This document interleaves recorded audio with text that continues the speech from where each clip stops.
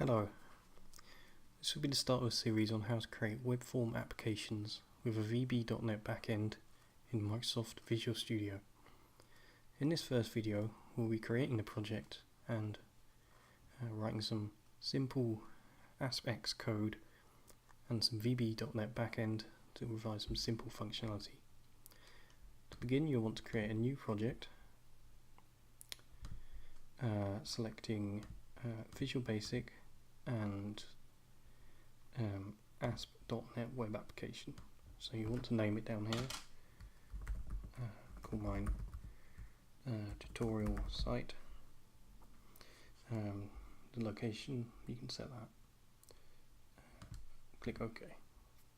So here you want to choose the web forms template. You should create it. So what we're going to be creating is a simple page that has a button, a text box, and a text field.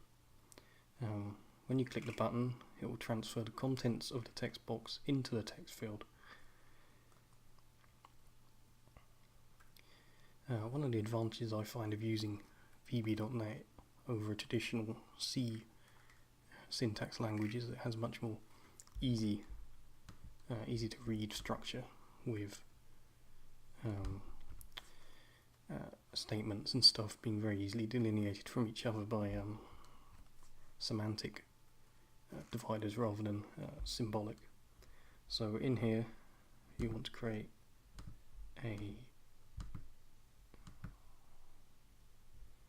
you want to add new folder, and we'll just call this folder pages.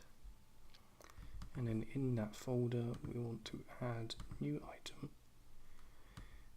In this new item we want to choose web form, and we'll call this lesson 1 add.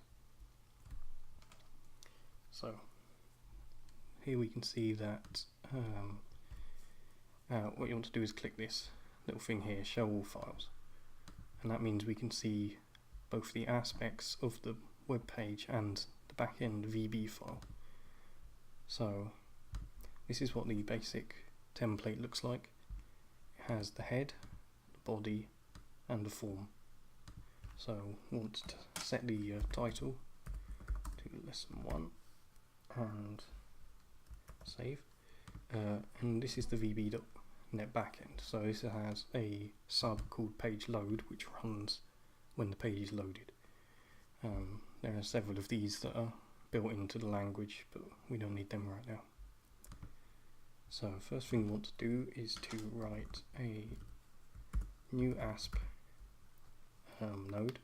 So ASP is different from HTML in that it has these ASP specific nodes that start with ASP and a colon and then have the name. So these are predefined in the language. We'll want to give an ID of txt input. I put txt at the front of my IDs as a standard naming system, and we want to set run at server. This just tells it to run it on the server rather than in the browser. We'll then want to write a button. Should have done that. ASP button. Give that an ID of btn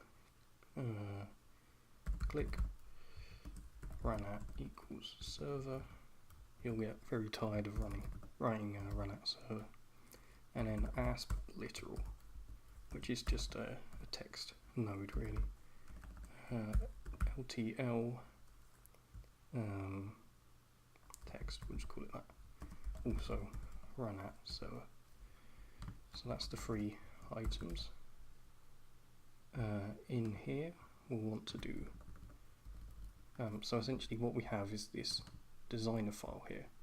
So what the designer file does is connect the ASP to the VB. So all of your controls will appear in here as entries with their class type and such on there. So what we want to do in here is we want to say btn click. Something you can do is if you click tab when you're typing, it will suggest your items. So if you click tab, it will quick select them. And we want to say text equals submit. I put a semicolon in there because I've been used to writing C style language for recently. So this, when the page loads, it will set the text in the button to submit, which we can see if we click run up here. I choose to run in Firefox, it's just my chosen browser.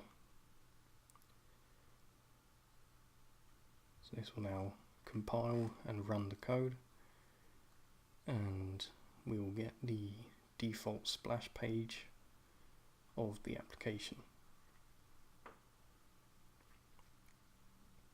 Sometimes it can take a while to compile and run, especially if it's the first time. So here we go, it splashed into this, obviously because this is the only page. So you can see it's set the text. We have a text box which we can type in. There's no functionality on that. All it does is post the page back, which is something we'll have to worry about later.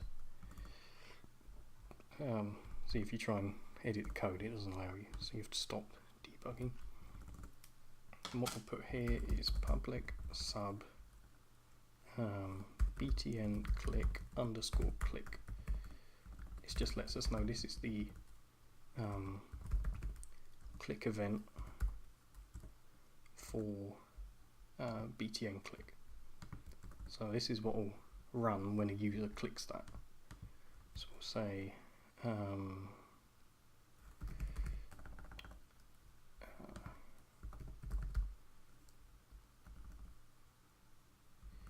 we want to take the value of the txt, so we say LTL text dot text equals txt input dot text. So this will take any text that is in that input text and then set the LTL to be the text of the LTL to be the same. So we can build and run that again.